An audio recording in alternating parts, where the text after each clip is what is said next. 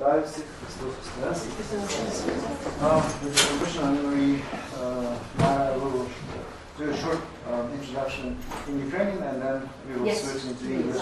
I won't pretend to understand what you are saying. You can say naughty things about me. Well, there are two of my former students, so they will tell me afterwards. Don't feel too safe. That I'm aware of. So,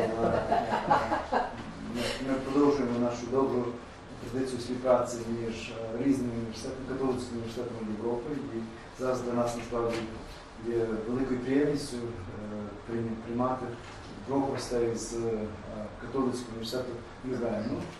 Так його назвемо, Catholic University of Лювену. So we are happy to host two guest lecturers, Professor Annemarie Mayer and also Peter Demey, who will be presenting his topic tomorrow at the same time, 4 o'clock. Professor Annemarie Mayer is an associate professor at the Faculty of Theology and Religious Studies of this Catholic University of Luwin. She's the member of the research unit of systematic theology and the study of religions. The research focuses in dogmatic theology and Christology, but also in ecclesiology and also ecumenism, as we see today's wonderful topic is ecumenical version of Pope Francis. I've looked up at a little bit of the background of Annemarie, and I've discovered pleasantly that as a promoter you're part of several projects. One of them is Christian and Muslim perspectives on dialogue, appreciation from the Mindanao context. Mindanao in the Philippines, this island where they have a lot of problems and tensions. Another project is transformation through dialogue, ecumenical and interreligious identities in Nigeria. There's another project, critical study of the Nigerian context in light of Edward Schillebeck's and Walter Cosper and Frank Macchia, Catholic Pentecostal dialogue, and also revelation and interpersonal dialogue between God and human beings, a comparative study of the theology of revelation according to Karl Rahner and the Second Vatican Council reception analysis. So from these just brief outlines, you can see that field of expertise of Annemarie is quite broad, and we're extremely happy that besides Nigeria and Western European context, you are also coming to learn a bit more about Eastern Europe and also Ukraine. So without any further ado, I present to you Annemarie Mayer with the topic of ecumenical vision of Pope Francis. Thank you. Well, thanks first of all for the kind introduction and also for the possibility to talk to you today. I know it's a bit of a challenge in this wonderful weather to sit inside and listen to someone talking in English. So let's do it like this. If there is anything you don't understand, if you have any problems with what I'm saying, then please interrupt me. That's much better than keeping all your questions for understanding till the end. But I would actually like to suggest that in terms of discussion, that we only, in topical discussion, that we are doing that then towards the end of our session.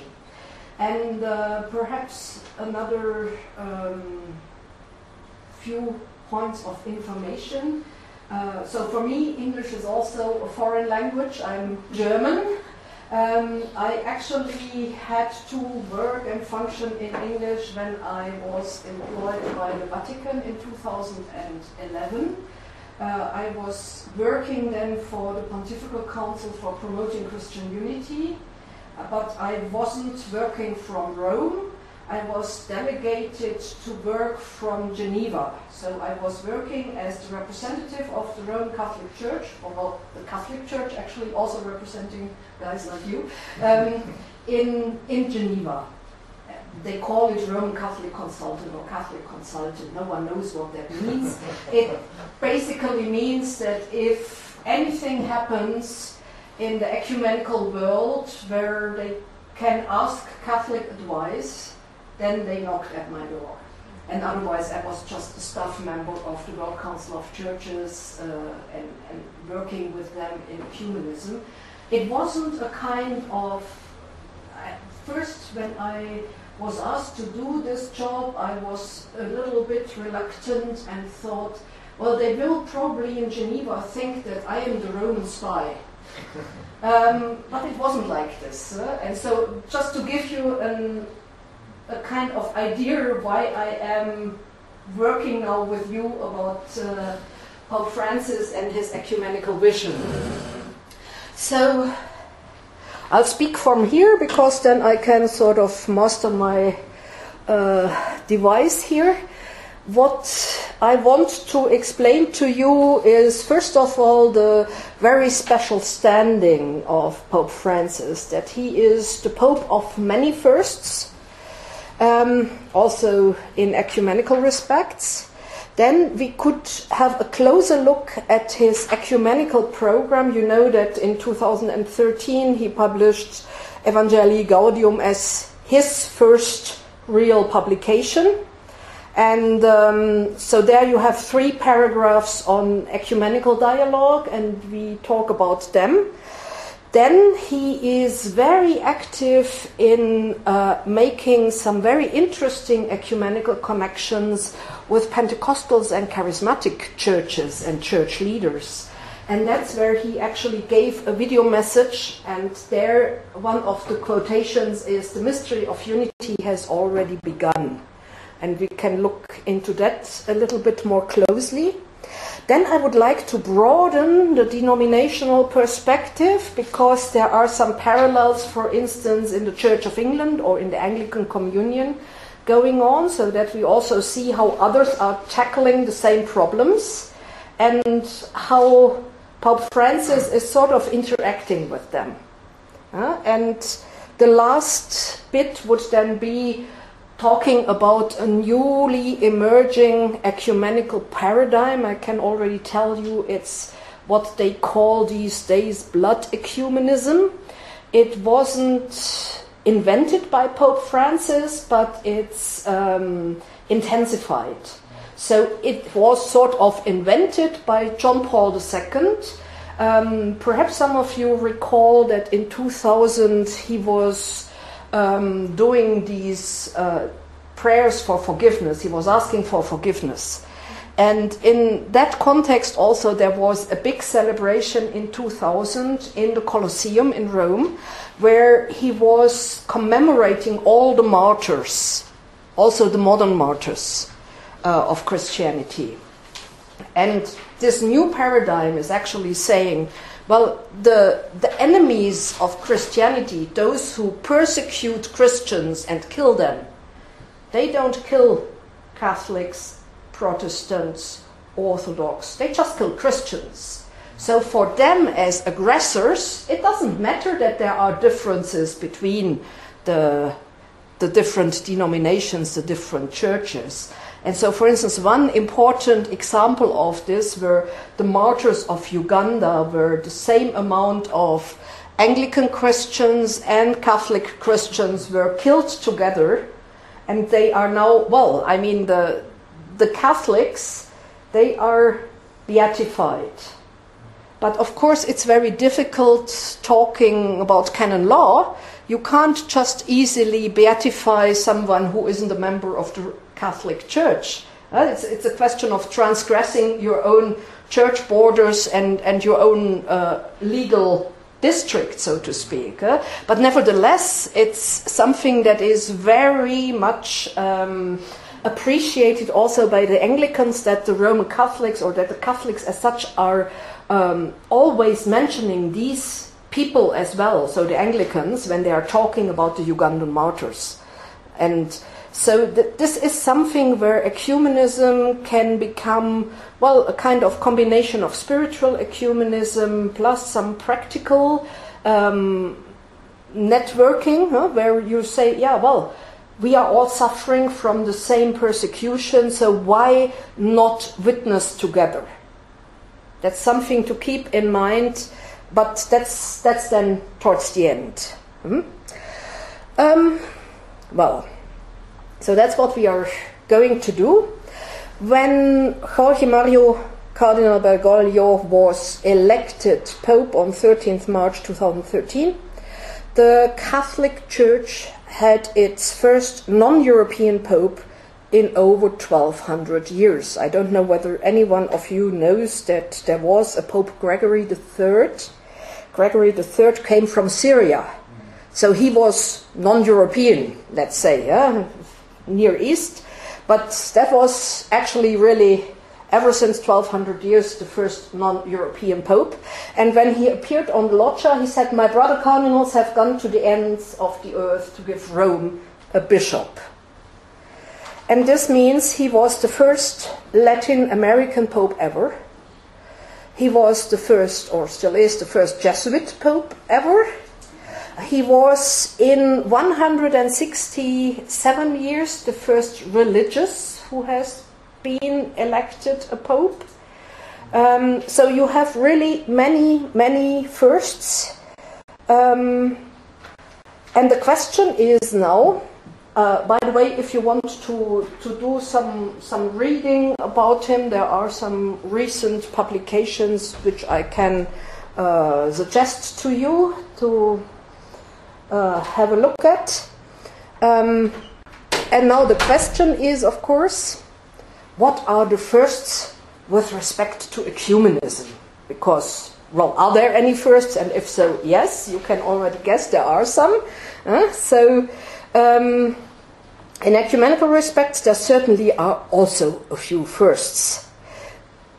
He is the first pope who ever visited the Waldensians. I don't know whether you know about the Waldensians. That's Waldes. He started, like Francis of Assisi, he started a movement of poverty, but his movement wasn't recognized, and then later on they are mainly confined to Italy, where he was then working, and are a kind of, well, Italian Protestants. Let's put it like that. So he visited them for the first time. And he was the first bishop of Rome, or the first pope, to invite the Salvation Army to the Vatican, which is also one of the firsts. Within the last 1,000 years, Pope Francis is the only bishop of Rome, let's do it like this, is the only bishop of Rome at whose inauguration an ecumenical patriarch was present. That was very exceptional. That hadn't happened before. And as far as we know in terms of records, it probably didn't happen ever since the anathematization. And whether it happened before, we don't know. We are not knowing the records. He has meanwhile established good cooperation with Patriarch Bartholomew. In May 2014, Pope and Patriarch visited together the Holy Land. As you know, this was the celebration of the 50th anniversary of the apostolic pilgrimage to Jerusalem by Patriarch Athenagoras and Paul VI. So they were commemorating that together. That was on the 5th of January 1964 that Athenagoras and Paul VI met in Jerusalem. Pope Francis visited the Patriarch then in November 2014 at the Fanar. And from 1st September 2015, he introduced into the Catholic Church the World Day of Prayer for the Care of Creation. It takes place on the 1st of September, so it's a new feast in the Catholic calendar, and that coincides with the beginning of the ecclesial year in the Orthodox tradition. So it's very important to see that there are some practical resonances. By the way, how is it with the English? Are you okay with that, or good? So, for the first time since the founding of the Moscow Patriarchate in 1589-90, or more precisely, for the first time since Pope Eugene IV met with Metropolitan Isidore of Kiev and Moscow at the Council of Ferrara in 1438-39.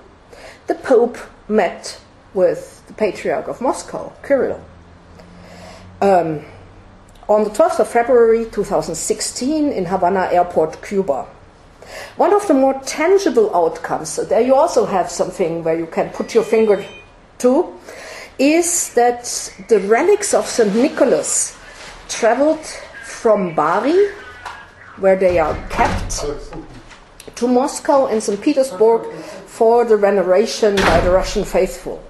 So saints are, so to speak, the ambassadors and intercessors for unity. So these relics are now back in Bari, but they went to Moscow and to St. Petersburg.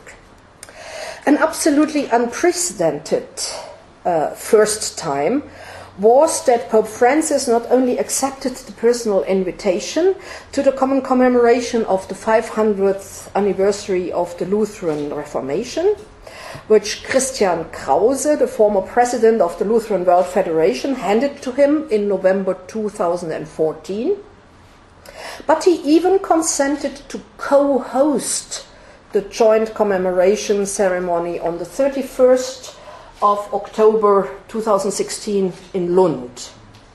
And so here you see Cardinal Koch, Bishop Munib Yunan, the Pope, Martin Junge, the president of, the secretary of the Lutheran World Federation, and the Bishop of Lund. And so this was really, really exceptional.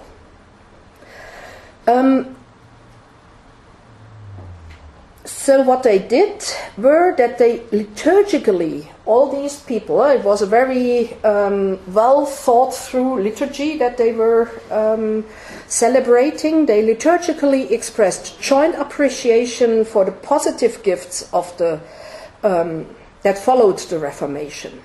It was a big discussion, can we actually celebrate as Catholics the Reformation, because it split the church in the West? Is that something that we can rejoice in? Not really, so we commemorate it. But nevertheless, there were some positive outcomes. I mean, at least if you look back, ever since the Second Vatican Council, we have now, in 2017, also celebrated 50 years of Lutheran Catholic official dialogue. That's at least something. So there was something to celebrate. The joint commitment to a common witness to the world, that was the second thing they were celebrating or they were commemorating. And the third thing was joint repentance for the division, violence and persecution that followed the Reformation. I mean, after all, there was the 30 Years' War, and it really ruined a lot of European development that had taken place beforehand during humanism and so on. Yes, so they actually signed, the Pope and the President, these two people, they signed a joint commitment that in the future Caritas Internationalis and the World Service Department of the Lutheran World Federation will work closely together. So again, you have something very tangible where ecumenical cooperation is taking place. And I think that's just important to see that there is also a practical outcome, not just people talking to each other and making nice gestures, but nothing follows of it. So with Lund as a venue, this joint commitment gains also a special significance as a manifestation of the so-called Lund principle. I don't know whether you are familiar with that. That's a principle that was actually set up by the Commission for Faith and Order when they held their third World Conference in Lund already in 1952. And there they said that the churches should ask themselves whether they should not act together, so that's now a quote, whether they should not act together in all matters except those in which deep differences of conviction compel them to act separately. So whenever you can do something together, act together. That's the Lund principle. And the fact that they were commemorating this then in Lund has, of course, got to do with the Lutheran World Federation being founded in Lund, but also with Faith and Order having gone to Lund in 1952 to set up this principle. It's a kind of reinvigoration of this principle. So this is in strong contrast to what I'm showing you here. I mean, you can already tell from the smile and the non-smiling of the Pope. In strong contrast with any ecumenism of hate. If you have the time, I gave you here, I can actually, I think I already sent you the PowerPoint presentation so that you can distribute it to people. There is a very interesting thing that was actually published last July, in Civiltà Cattolica. Civiltà Cattolica is next to the Osservatore Romano, the second semi-official publication journal of the Catholic Church. It's run by the Jesuits, and Spadaro is one of the Jesuits, and actually together with funnily enough, a non-Catholic, an Argentinian Presbyterian pastor and editor-in-chief, Marcello Figueroa, who is editor-in-chief of the Argentinian edition of the Osservatore Romano. They together published this thing, Evangelical Fundamentalism and Catholic Integralism in the USA, a surprising ecumenism. And it's really sort of pinpointing down the politics of having some very fundamentalist evangelicals plus some very conservative Catholics joining forces, doing a kind of politics of let's make America great again, but in a very strange way, in a way that's actually doing away with the ordinary ecumenism. And that's what the two are calling ecumenism of hate. They wrote, both evangelical and Catholic integralists, that's how they name them, condemn traditional ecumenism and yet promote an ecumenism of conflict that unites them in the nostalgic dream of a theocratic type of state, with, of course, Trump as the leader. This was really a very exceptional thing to publish, because so far you could always say the Vatican is keeping aloof of national politics. They are a state, okay, so they have representatives, the nuncios, but they are actually aloof of that. They are not interfering with the politics of any country. Here they are, in the name of ecumenism, because it's actually going against any ecumenical principle. So they are castigating that. So this means that actually for the first time the political repercussions are stated of Pope Francis's ecumenical vision, not just the church political. It's not within just the church, but it's going to have some political repercussions, hopefully. Now, this is then the time to actually look at Evangelii Gaudium and look more closely how what the ecumenical vision of Pope Francis is actually like. So, as I already said, Evangelii Gaudium is the first programmatic text of the pontificate of Pope Francis. If you look at it at first sight, it just seems very unspectacular. It's only 3 paragraphs that deal with ecumenism, 244 to 46. Moreover, it just states in those short paragraphs in quite a traditional style, referring to the high priestly prayer in John 17:21, that the Christian proclamation would possess more credibility if Christianity were not divided. And finally then he quotes also from Unitatis Redintegratio 4 that there also ought to be attained the fullness of Catholicity proper to her, the Church, in those of her sons who, though joined to her by baptism, are yet separated from full communion with her. So you read that and think, okay, that's just the normal stuff that we already know by heart from the Second Vatican Council onwards. And then it suddenly starts.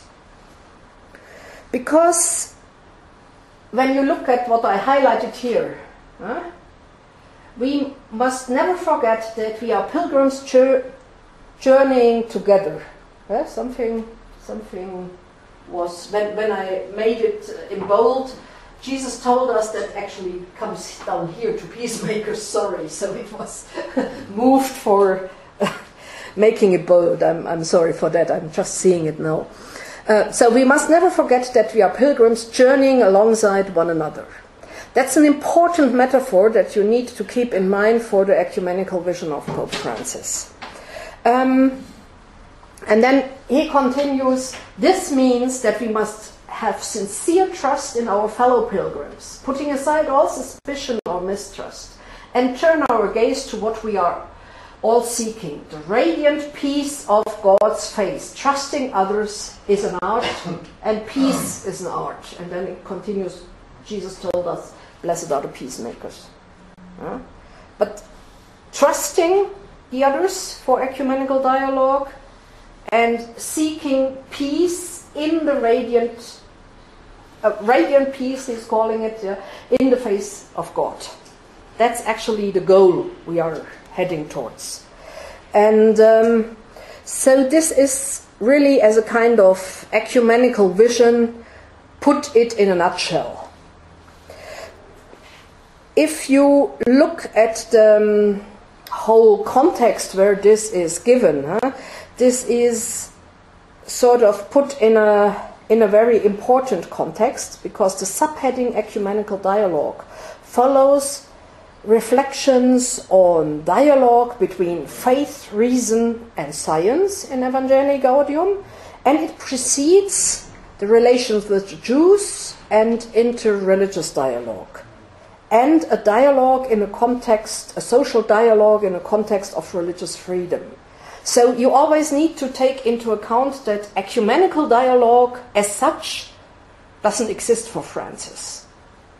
Dialogue is dialogue. You dialogue with the world, you dialogue with scientists, you dialogue with interreligious partners, you dialogue with your ecumenical partners. And it's always this journeying together. We are pilgrims journeying alongside one another. That's what he tries to highlight. And I can show you that this is actually something where he is thinking very consistently. If you look back to, it was published in 2010 in English, but he and Abraham Skorka, a Jewish rabbi in Buenos Aires, they were making a book, an interview book, where they were talking about, God and the world, just everything. And in those days, he was just the Cardinal of Buenos Aires, but still then he said, what a great word, path. In my personal experience with God, I cannot do without the path. I would say that one encounters God walking, moving, seeking Him, and allowing oneself to be sought by Him. They are two paths that meet. Because of this, I say that my experience with God takes place along the path, both in the search and in allowing myself to be sought, even if it may be by diverse paths of pain, of joy, of light, of darkness. So you see, it's very important, this metaphor of journeying together, when at a certain stage then God comes and joins you, or God searches you and seeks you and takes you along. This is the metaphor how to describe the ecumenical vision of Pope Francis. I also brought you the context of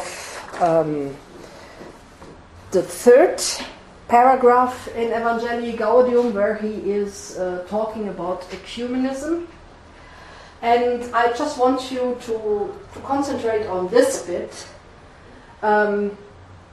It's actually how many important things unite us. He is starting from the common ground, from the common journey, from what we have in common. If we really believe in the abundantly free working of the Holy Spirit, we can learn so much from one another.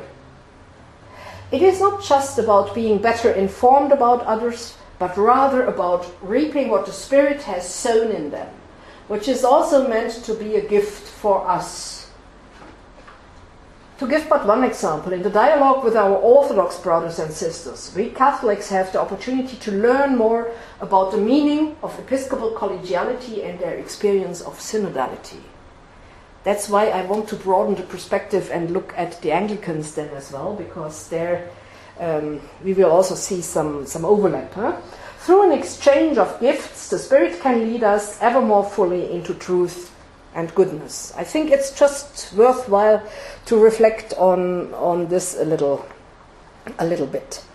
If we see this in the wider context of Evangelii Gaudium, we can say, well, at the initial paragraphs of Evangelii Gaudium, Francis draws a picture of the present church which is characterized by cumbersomeness, lack of enthusiasm, and perhaps even futility, at least in the perception of many people. Christians themselves are by no means innocent with regard to this perception of their churches. I quote from Evangelii Gaudium number 6, "There are Christians," Francis says, "whose lives seem like Lent without Easter." It never brightens up. Simultaneously, the image of the current stagnation of ecumenism, which is often summarized today in the metaphors of an ecumenical winter or even an ecumenical ice age, could be juxtaposed. Impatiently, one demands that the ecumenical movement should not come to a halt, but move on. That's why it's called the ecumenical movement. However, the fact is easily overlooked that ecumenism also has to take seriously and integrate new realities. Many churches are in a state of tension, so they are tempted to classify ecumenism as secondary, in view of far more pressing problems internally as well as on a worldwide level. On the other hand, they are confronted with an ecumenism of, let's say, lifestyle or emotions, which pretends to yield astonishing success in achieving unity without taking into account any theological quibbles or theological problems. Just, we are all friends. Then you do away with all the theological differences, and then you can, hug each other very nicely, but as soon as there are doctrinal questions arising, then you are facing the problems because you haven't done your homework beforehand. So this would then be the kind of anything goes mentality. And on the other hand, there is also a growing trend towards an excessive assertion of religious identities. I don't know whether you experience this over here as well, but in Leuven we are confronted with, actually lately, was certain students who come who are very conservative or traditionalist and want everyone to think like they think. So it's a kind of, yes, we need to cling to our identity because otherwise we'll just lose our Christian faith. And then you lose the ecumenical openness. So this is actually the so-called TINA principle. This is an acronym. So you take the first letters. There is no alternative. This is TINA. There is no alternative. If you read it like this, it's TINA. And this was the most favorite sentence of Margaret Thatcher. So whenever she wanted the parliament to decide on something, she was saying, there's no alternative.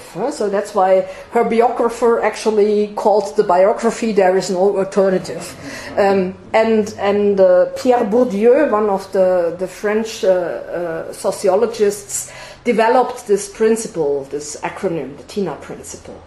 So the conservatives or the traditionalists are saying there is no alternative, and the others are saying, well, anything goes. And in this tension, that's where a lot of churches these days find themselves and need to tackle ecumenism.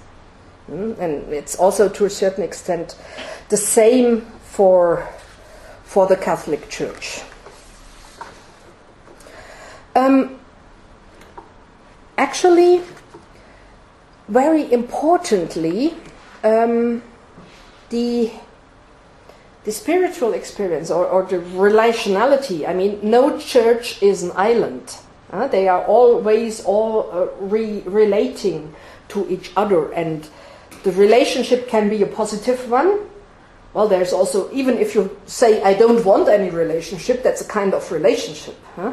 So this, one can say a Christian knows him or herself in relation with fellow believers, with the cloud of witnesses through the ages. Yet the relation with God is the most important relation. This high appreciation of the relation with God is something which Pope Francis values in other church traditions, especially in the Lutheran tradition. I showed you earlier this picture from the Lund liturgy, and this is now what the Pope preached at Lund about Luther. The spiritual experience of Martin Luther challenges us to remember that apart from God, we can do nothing. How can I get a propitious God? This is the question that haunted Luther. In effect, the question of a just relationship with God is the decisive question for our lives. As we know, Luther encountered that propitious God in the good news of Jesus incarnate, dead and risen. With the concept, by grace alone, he reminds us that God always takes the initiative prior to any human response, even as he seeks to awaken that response. The doctrine of justification thus expresses the essence of human existence before God. And moreover, in Evangelii Gaudium, it becomes very clear that for Pope Francis, the gospel, that's why it's called Evangelii Gaudium, the gospel is always the starting point. This almost seems like a papal sola scriptura principle in the best non-apologetic sense. Take Christ out of Scripture, Luther writes, what will you find in it? With this question from Martin Luther's De Servo Arbitrio on the enslaved will, the Christocentric interpretation consistently presented in Evangelii Gaudium is perhaps characterized in the most befitting way. Based on the principle of a hierarchy of truth, as we have it at Unitatis Ret Integratio 11, explained in Evangelii Gaudium 36 and 246, the Pope insists on a primacy of the proclamation of Jesus Christ. Evangelii Gaudium 110 explains this in accordance with John Paul II, so there the Pope is quoting actually John Paul II. There can be no true evangelization without the explicit proclamation of Jesus as Lord. And however this proclamation will happen, the joyful, patient and progressive preaching of the saving death and resurrection of Jesus Christ must be your absolute priority. These words hold true for all of us. So that's Francis writing in the words of John Paul II. But if you look at what was at the core of Luther's teaching, it's actually that these two popes are saying exactly what Luther said 500 years ago. So it's very striking to have this parallel.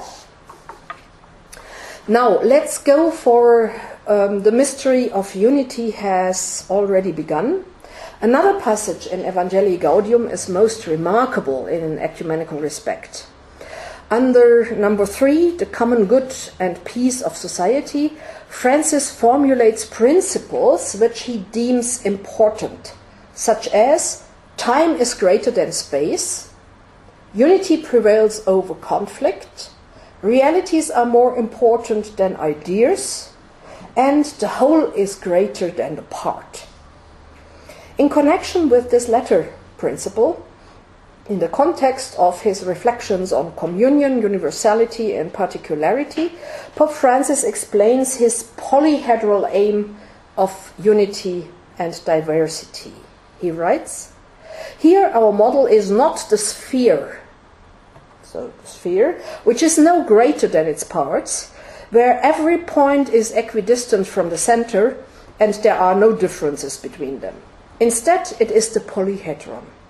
I looked for one in Wikipedia, and that's how they how they painted it. Yeah? It's always nice to have one. So it's a polyhedron which reflects the convergence of all its parts, each of which preserves its distinctiveness. Pastoral and political activity alike seek together in this polyhedron the best of each. Since then, since writing Evangelii Gaudium, Pope Francis has often referred to and elaborated on this new metaphor for unity in diversity in the context of ecumenism. The concept of the relationship of the Catholic Church to other churches and ecclesial communities, as well as to other religions and even to non-believers, as indicated in Lumen Gentium 14 to 16, was welcomed as progress in post-conciliar ecclesiology and often visualized in concentric circles or concentric spheres. But this idea of the polyhedron is thinking one step further, is giving you more leeway for diversity. Even if it is not so easy to calculate the center of gravity of such a figure. This diversity must not only be related to the relationship between the Catholic Church and its ecumenical conversation partners, it can also be localized on the part of each of the interlocutors themselves. So a polyhedron appears to be able to withstand certain centrifugal forces and is therefore suited to gather the best of every individual, as he was saying in 236. Such centrifugal forces are at work in every church tradition. We have to keep that in mind. So perhaps the most straightforward example to show how a polyhedral relation can work is that of Pope Francis and the patriarchs of Constantinople and Moscow. On 12 February 2016, Pope Francis welcomed Patriarch Kirill of Moscow, saying, I quote, "Finally, we are not rivals, but brothers." This meeting, the first in the history of the two churches, even if it had to take place on neutral territory in Cuba, well, more or less neutral, would have been unthinkable when Bergoglio, at least that's what I think, took on his office. And this was the case not least because the ecumenical patriarch Bartholomew himself was also present at Francis's installation. And there's always this tension between the second and the third Rome. You know that better than I do. So, as early as 1977, at its plenary assembly in Dar es Salaam, the Lutheran World Federation has proposed the model of unity in reconciled diversity. If you look at what the polyhedron symbolizes, it's actually unity in reconciled diversity. Well, actually, Francis still goes one step further, and there we can also go back to this book that he made with Rabbi Abraham Skorka. There he is actually talking about unity through diversity. And that's a very interesting concept that he took over from the Lutheran New Testament scholar Oskar Kuhlmann. So not just unity in reconciled diversity, but unity through diversity. And what this means, we can sort of grasp here. In 2014, Pope Francis was already starting to build his relationships with the Pentecostals and the Evangelicals.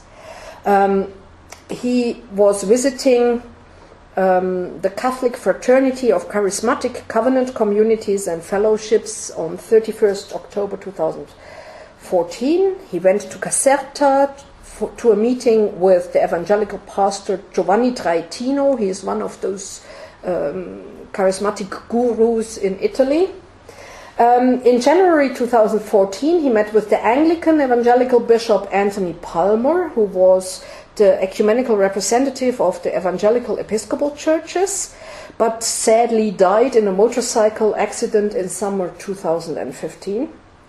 In February 2014, Pope Francis was actually, during an act of worship led by the evangelical preacher Kenneth Copeland, and where this Tony Palmer was also present, he was sending a video message, and I gave you the YouTube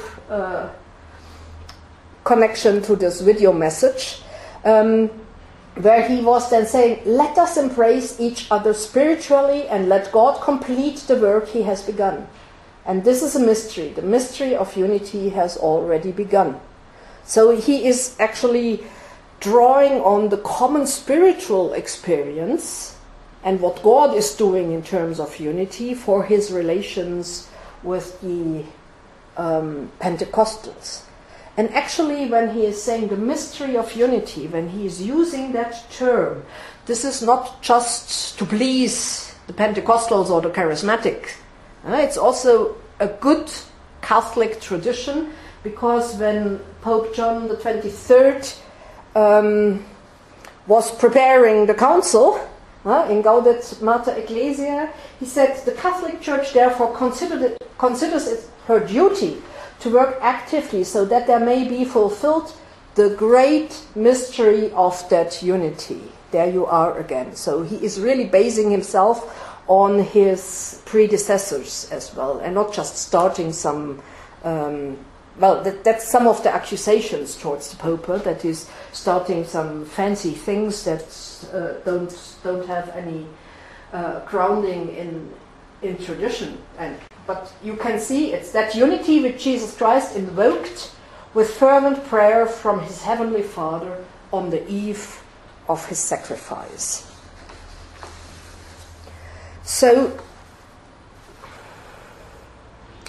another example how he is trying to work to get ecumenical relations more tight together is that he is actually taking up something which John Paul II in Ut Unum Sint was starting off, namely asking other churches in what way the leadership of the Pope, the ministry of the Pope should be reshaped so that it would also become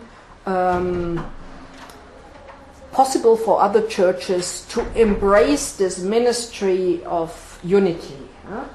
And Pope Francis is actually taking that up in Evangelii Gaudium 32, saying, since I am called to put into practice what I ask of others, I too must think about the conversion of the papacy. This is a very hard expression. If you look back at Luther, he was calling the Pope the Antichrist. And now the Pope himself is talking about a conversion of the papacy. It's really a very, very big step. Well, initially I said in 2000 John Paul II was asking for forgiveness. But this is now even more institutional, more radical actually, if you come to think of it. The conversion of the papacy. It is my duty as the Bishop of Rome to be open to suggestions which can help make the exercise of my ministry more faithful to the meaning which Jesus Christ wished to give it, and to the present needs of evangelization. Pope John Paul II asked for help in finding a way of exercising the primacy which, while in no way renouncing what is essential to its mission, is nonetheless open to a new situation. And now it comes. We have made a little progress in this regard. You hear the inherent criticism of his predecessor. We have made a little progress in this regard. The papacy and the central structures of the universal church also need to hear the call to pastoral conversion. So he is now explaining what he means by conversion of the papacy. that it's actually a pastoral ministry, and that it's not you are the absolute king of the Catholic Church. No, you are the servus servorum Dei, so you are the lowest minister. In some other text, he is also referring to the pyramid of leadership. And he says you actually need to put it upside down so that the Pope is at the very, very bottom. And then it becomes a kind of leadership that is also ecumenically acceptable for other churches. Otherwise, it's really going to be a disaster. I would now like to move on to broadening the perspective a bit. And actually, as you know, in the Anglican Communion, they also hold this principle of synodality up very high. In 2016, the Archbishop of Canterbury planned for January 2016, he planned a meeting of the primates. You know, the primates are, the Anglican Communion is like autocephalous churches, and each national church has a primate. And, well, to a certain extent, the Archbishop of Canterbury is the primus inter pares, but not in a jurisdictional way as the Pope would be.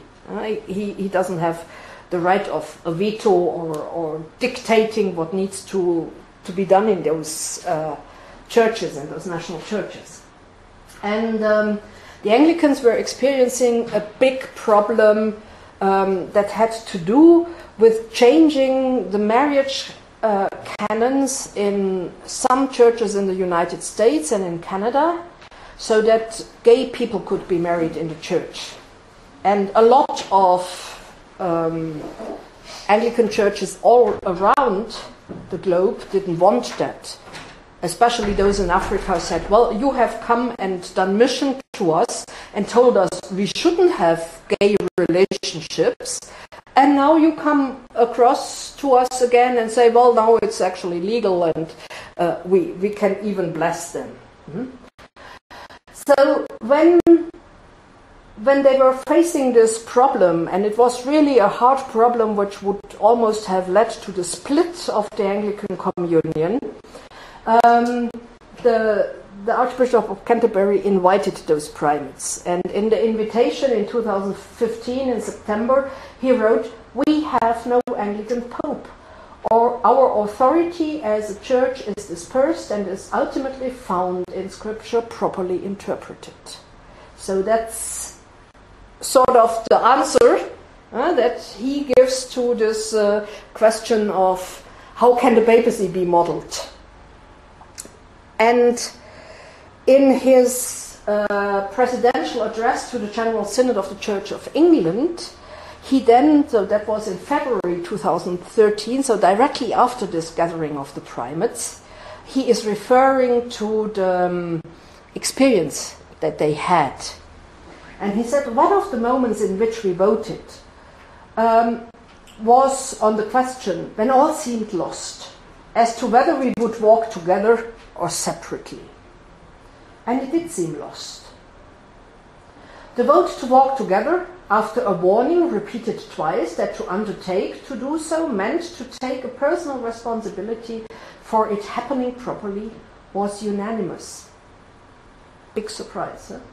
It was done by open voting of raised hands and was total. However, the divisions were profound and remain so. We should not have any illusions of the fragility of the process or of the outcome. And I think this is sort of showing in what tensions one can get as a church. He continued with an explanation that the provinces of the Anglican Communion are autonomous, but still interdependent, so they are coherent, are hanging together. This means that none of the church provinces can be canonically bound by a decision of the communion, not even of a formal primates meeting. But nevertheless, they were feeling like, yes, we want to go together, we want to remain as the Anglican Communion. Now, if we compare that, on the occasion of the conclusion of the 14th Ordinary General Assembly of the Bishops' Synod on 24th October 2015, Pope Francis points to a quite similar experience of entanglement in sin.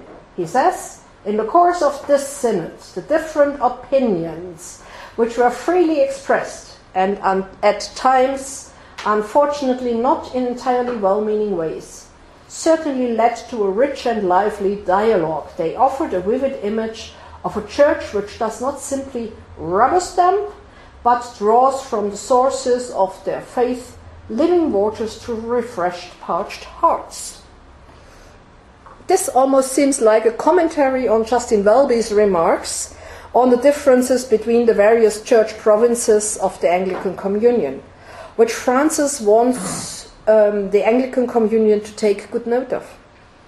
When the Pope continues to elaborate on the experiences of the Synod members with continental differences, he says, I brought you that one as well, and apart from dogmatic questions clearly defined by the Church's magisterium, we have also seen that what seems normal for a bishop on one continent is considered strange and almost scandalous, almost, for a bishop from another.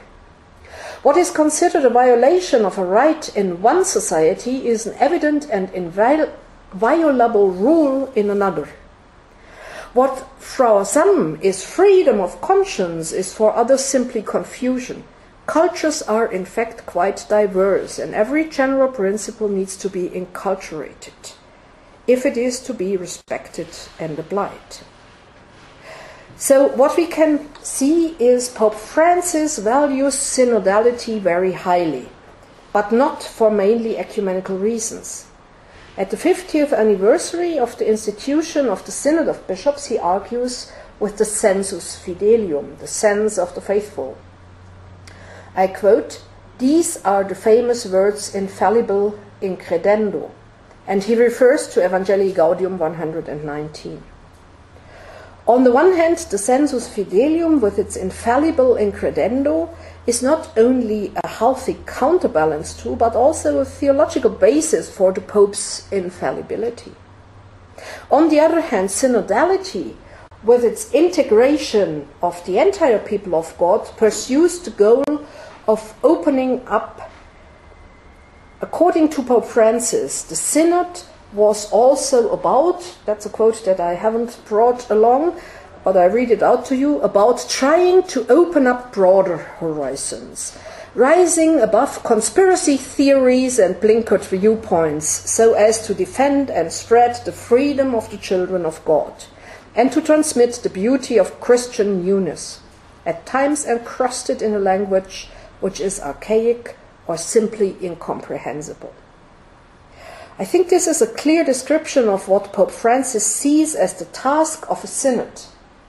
In this task description, a number of ecumenical convergence points could again be identified, but I think for the moment now this would lead too far. I want to go now to what I said will be my last point, an emerging ecumenical paradigm. Heterogeneity necessitates a dialogical involvement. This not only holds true for ecumenical dialogue, but for all forms of dialogue. And that's something that he was stressing already. As you can see, the facade of the mirror, that's the introduction to this dialogue book with Rabbi Skorka. Dialogue is born from a respectful attitude towards the other person, from a conviction that the other person has something good to say. It supposes that we can make room in our heart for their point of view, their opinion and their proposals. Dialogue entails a warm reception and not a preemptive condemnation. To dialogue, one must know how to lower the defenses, to open the doors of one's home, and to offer warmth. And I think this is a wonderful reflection of what dialogue, not just ecumenical dialogue, also interreligious dialogue, dialogue with the modern world, is about for Francis. After the first meeting of the new Pope with the representatives of the churches and ecclesial communities, as well as of the different religions in the Sala Clementina on the 20th of March 2013, ecumenical circles had voiced their criticism that Francis focused on interreligious dialogue at the expense of ecumenical dialogue. At the latest by Evangelii Gaudium, it should have become clear that the Pope's interest is in dialogue as such, as a means to promote peace and welfare of all people. Already in his speech at the time, in March 2013, there were clear indications of this attitude when he states, and I think that's my last but one example, the Catholic Church is conscious of the importance of promoting friendship and respect between men and women of different religious traditions. There is much that we can do to benefit the poor, the needy, and those who suffer, and to favor justice, promote reconciliation, and build peace. We know how much violence has resulted in recent times from the attempt to eliminate God. I mean, you know it over here quite clearly, and the divine from the horizon of humanity. And we are aware of the importance of witnessing in our societies to that primordial openness to transcendence which lies deep within the human heart. So that's the underlying goal of dialogue, that actually, well, let's say all human beings of goodwill are working together for the promotion of human good. It's precisely in connection with this last point, the problem of religiously motivated violence, be it used to defend religion or to defend oneself. The human heart. It's okay. Be it to defend oneself against religion, that Pope Francis is currently developing a new ecumenical paradigm that goes beyond Evangelii Gaudium. The paradigm of an ecumenism of the blood, of the martyrs of all churches. After the Reformation, the concept of martyr was denominationally narrowed down. Those whom one side venerated as martyrs were regarded as pernicious heretics and often as villains by the others. On the basis of our common baptism, the Second Vatican Council had tried to broaden this tunnel vision again by pointing out that also non-Catholic Christians are bearing witness to Christ, sometimes even to the shedding of their blood. You can have a look at Unitatis Redintegratio number 4 for this. When commemorating the martyrs of the 20th century, Pope John Paul II pointed in particular to the ecumenical implications of their witness. I quote, "Perhaps the most convincing form of ecumenism is the ecumenism of the saints and of the martyrs. The communio sanctorum speaks louder than the things which divide us." That's actually what he is saying in Tertio Millennio Adveniente number 37. The blood of the martyrs speaks louder than the things that divide us. Therefore, he asserts in the first chapter of his encyclical Ut Unum Sint that ecumenical martyrs, I quote, "are the most powerful proof that every factor of division can be transcended and overcome in the total gift of self for the sake of the gospel." Following these footsteps, Pope Francis repeatedly points out that at least for their persecutors, Christians are not divided and not killed because they are Orthodox, Lutherans, Catholics, Pentecostals, or whatever, but because of their jointly being Christian. Therefore, cooperation against the persecution of Christians worldwide was the subject of the first joint declaration ever signed by a pope and the Patriarch of Moscow. In a letter to the members of the Anglican Roman Catholic International Commission, the Archic Commission number 3, Pope Francis described the term ecumenism of blood in April 2015, and that's now my last quotation. There is a strong bond that already unites us, which goes beyond all divisions. It is testimony of Christians from different churches and traditions, victims of persecution and violence simply because of the faith they profess. And not only now that there are many of them, I think also of the martyrs of Uganda. I put a picture of them up there, half Catholics and half Anglicans. The blood of these martyrs will nourish a new era of ecumenical commitment, a fervent desire to fulfill the last will and testament of the Lord, that all may be one. The witness of these, our brothers and sisters, demands that we live in harmony with the gospel and that we strive with determination to fulfill the Lord's will for his church.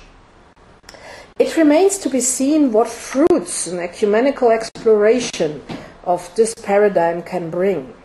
For according to Pope Francis, unity is created in the journeying itself, but only if we are on the move together. Thank you.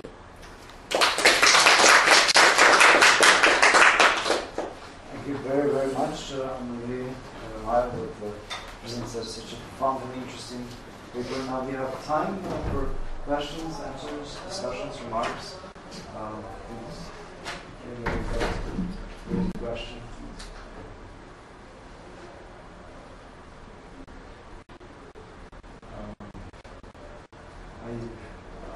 I personally enjoyed very much the presentation. I have many different questions. If you don't mind, we have a lot of time. We have 15 minutes or so, it depends, but obviously there are different aspects to touch, and the subject is quite broad because you've touched the Catholic and Lutheran, Catholic and Anglican, Catholic and Orthodox dimensions, and several others. I'm very tempted to raise the question that is closest to our context, and between the Holy Father and the Patriarch of Moscow. And we've had some roundtables here discussing some of the strengths and weaknesses of this meeting. And one of the weaknesses, as you are very well aware of, is the treatment of several different realities. At least three there are in the paragraph 24, 26. One is the conflict in Ukraine, and then the Greek Catholics that are generously allowed to exist under these two churches. Right.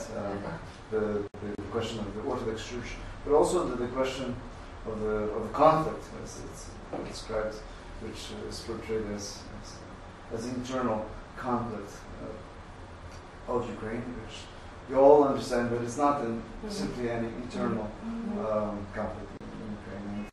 And here it seems that this meeting is kind of legitimizing one interpretation of what is happening.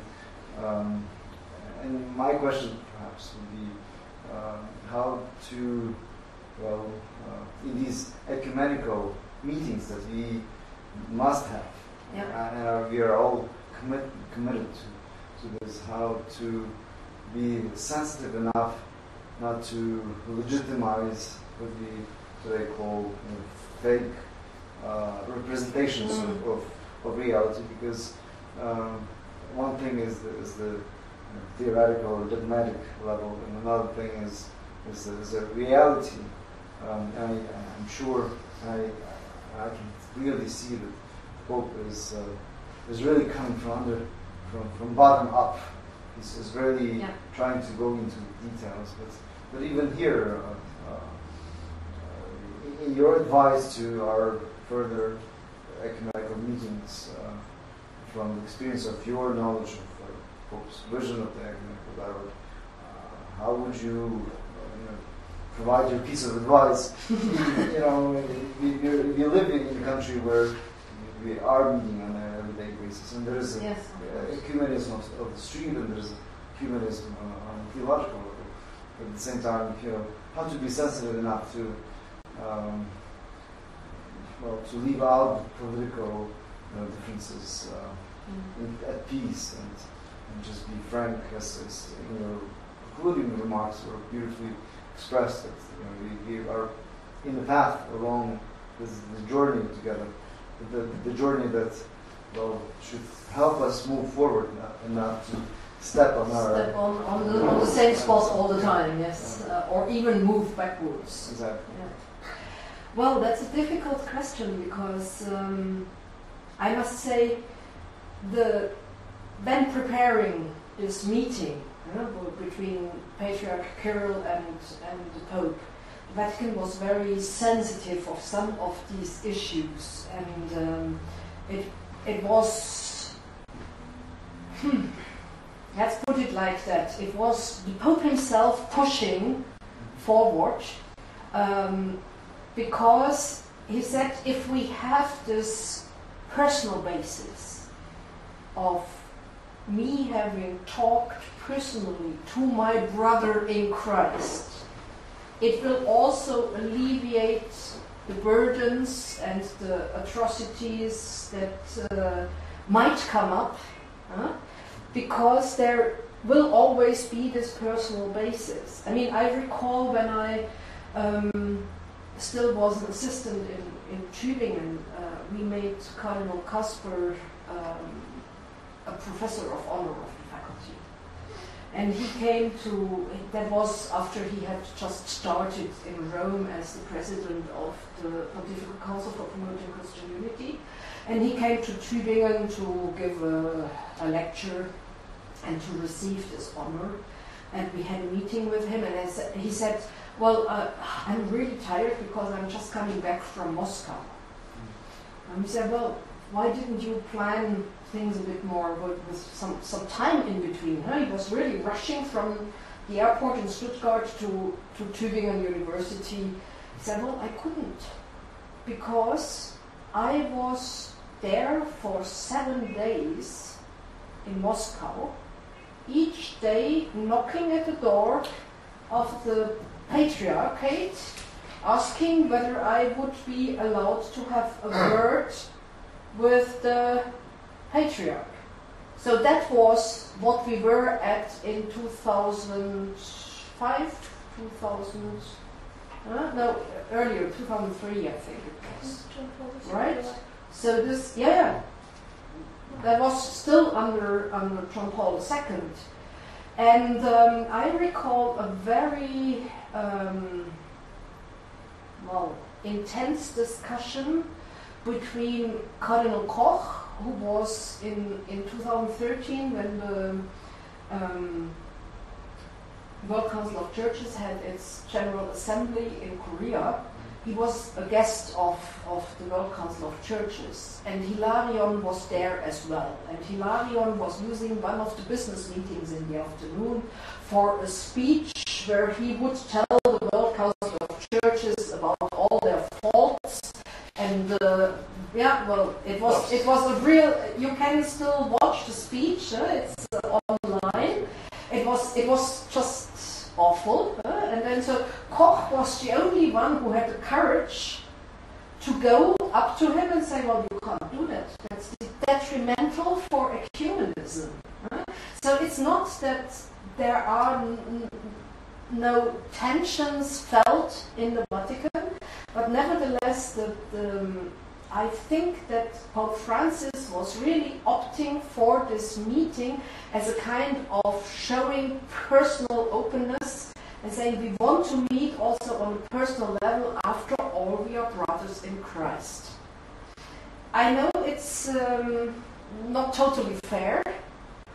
On the other hand, if one can come back to that and refer to that and say, look here, it's not that we are sort of giving away our reservations just like this. There have been awful things done, and there still are things going on that we don't approve.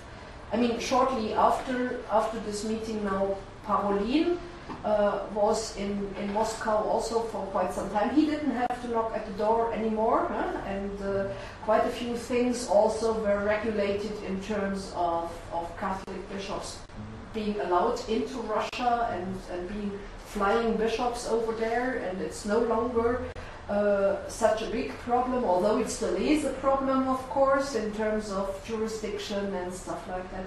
But so I think the Vatican is very well aware of that. But on the one hand, you have the political consequences, and you always need to be aware that certain ecumenical gestures can be instrumentalized for political demonstrations. You never can do anything against that. On the other hand, if you really want to promote ecumenism, you also need to be a bit courageous and do unconventional steps. And that was a very unconventional step, to go to Cuba. I mean, why would the Pope go to Cuba to meet the Patriarch of Moscow? I mean, already that was an insult in itself. I do not want to give the impression that we all, interpreted or read it as a not positive event. I thought that this was a breakthrough in many different respects, and even in the just the mentioning of these issues, Syria, family, things like that. This was really, really important. So, but we still live in the real world, and we have to be cautious, I guess. And Pope Francis really shows that sensitivity and cautiousness almost every time. If I'm not my personal opinion, but this is a well, actually, in Rome or at the Vatican, the people, staff people working at the Pontifical Council for Promoting Christian Unity, they are actually saying we are lagging behind the Pope. The Pope is going forward so quickly, and we hardly can keep up with his pace in terms of ecumenical relations. And I think that's part of the process. Is more important for him than so. Time has precedence over space. It's much more important to start a process and let it then loose and flow on its own and trust in the Holy Spirit, then just say, we need to meet in one place and need to be agreed before we can move on. So, thank you very much for your rich and deep presentation. And just to what you're just saying, I think most Catholics would agree that the end goal of ecumenism is visible unity, right? Mm-hmm. However, in which way to take place, we don't really know. So would you say that this new emerging ecumenical paradigm, then for the Pope, this model maybe is in the process of making? Yeah. It's not that he really pushes for it, like to happen already? Well, the point is he is not pushing for people to be martyred. That's one thing. Rather the contrary. Sure. But he is just taking it as a given that this is happening. And if you look at the statistics, probably these days much more Christians are martyred than used to be in the early church. We are always thinking of martyrs, Justin Martyr and so on. They have it already as part of their names. But actually, if you look at how many people are, or how many Christians are killed these days, that's actually the highest rate that we probably can imagine. And I think there is something to it that they are not killed because they are members of a certain denomination. They are just killed because they are Christians. And what the Pope is saying is, if those people who are persecuting them and want to kill them, if they can see a community among them, so why can't we? And isn't that a kind of very strongly showing well, that the Holy Spirit points our nose directly there. Huh? Now you realize you are supposed to be one. Right, united. Yeah. So would you say that also maybe this ecumenism of martyrs, it can reinforce also the interfaith efforts in the church? It can. In a way, yeah, I think it can because it's actually sort of, it shouldn't reinforce the interfaith efforts in terms of, we are the Christians and you are our enemies. It should actually say all the faithful, all believers in this world, no matter whether they are Christian or non-Christian, as soon as they believe in God or in a higher, superior power, even if it's a polytheistic religion, as soon as they believe, they have some grounding for their ethical values.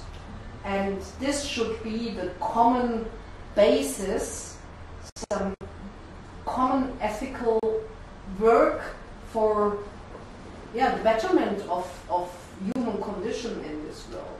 That should actually be the basis for it. I know we are already struggling for 2,000 years to improve that, and in some regions it's working better than in others, and it's certainly not working all over, and probably if it were to work, then we would say, oh, now paradise has started. It's probably also got to do with our fall and the fallen condition, that we are not achieving it 100%. But that doesn't mean that we shouldn't do it. We can't just stop saying, oh, we will never achieve it. We have to go on. Also, if I may, another question would be related to the question of unionism. Yeah. You know, we are often accused to be union, so called union church. And do you see any similar situation with the Anglican community now, when the Pope is creating the ordinaries? Would you say that Anglicanism is sort of becoming a new unite movement, with preserving their rights, identity, but joining the Catholic? Yes. No. Well, this is. Do you see any similarities? It's actually a good question, because I also asked myself that question some time ago when they were creating the personal ordinariates. The funny thing is, if you look at the people who are joining the personal ordinariates, those Anglo-Catholics, they have been, well, we Roman Catholics were thinking we get some patrimonium Anglicanum, some Anglican heritage in terms of prayer, liturgy and stuff like that. No, we don't, because these people have been celebrating the Roman Mass for ages. So it's actually, you are more valuable to us Roman Catholics, because you are showing much more the diversity and the communion that we can be in than those Anglicans, because they have been too much assimilated before they came. There was actually a few years ago was the question whether also some Lutherans, as you probably know, in Scandinavia there are Lutherans that are still very much emphasizing the threefold ministry of diaconate, priesthood and episcopacy, and so they are sort of predestined to have something similar. And some Norwegian Lutherans and Swedish Lutherans were actually approaching the Vatican in 2012. And the Vatican said, we will do that again. Of course, Cardinal Müller then was publishing a book saying, well, we have a case of precedence, we can't just exclude it a priori, but in terms of practical implication, they were just being told not worthwhile it. So actually, if you look at the canon law behind this personal ordinariate, it's all geared to somehow absorbing them within 1 or 2 generations into the Roman Catholic rite. They're much smaller, right? They're much smaller, and also it's not supposed to be lasting like this. Of its own. Yeah, of its own. While they still have their heritage, they are allowed to do it, but yeah.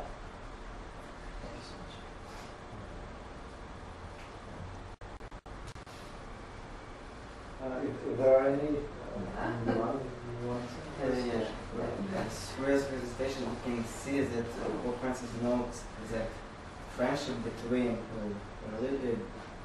people or churches in different religious backgrounds will benefit the poor, and of course from Laudato Si we can see that the care of environment will benefit the poor primarily. But besides the care of the environment, are there any other spheres or in the EU within the ecumenical dialogue by which the poor or excluded people will be benefited? Mm-hmm. There are. Actually, especially in the field of ecumenical endeavors at common mission.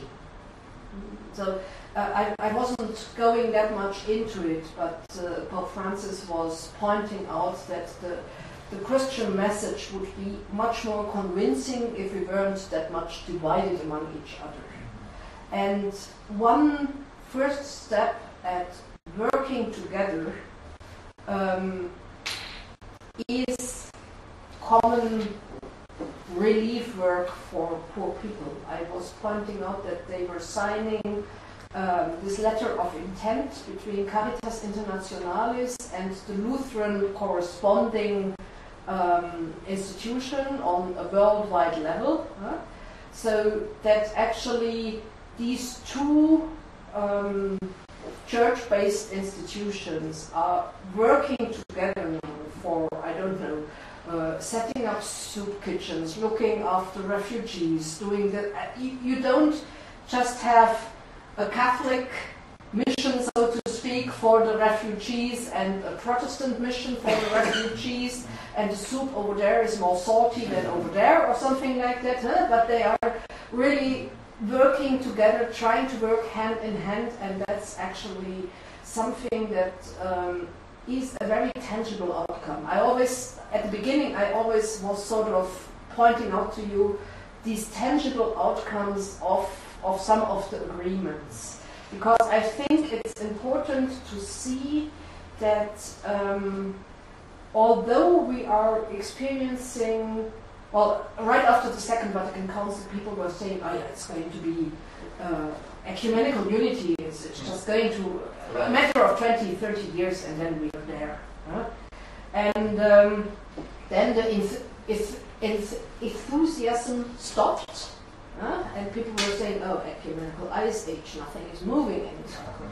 But the point is, for a movement like this, you need to have also healthy periods of consolidation, where those things that, well, our parents were still fighting for, things like mixed marriages, for instance, between Lutherans and Catholics in Germany. It was a big issue in the 60s, 70s, 80s. These days it's just the normal thing. You go to your parish priest, and then the only question is, will the children be baptized Protestant or Catholic, and that's it. But apart from that, it's no big issue anymore. But it used to be a really, really important thing to fight for from the grassroots upwards.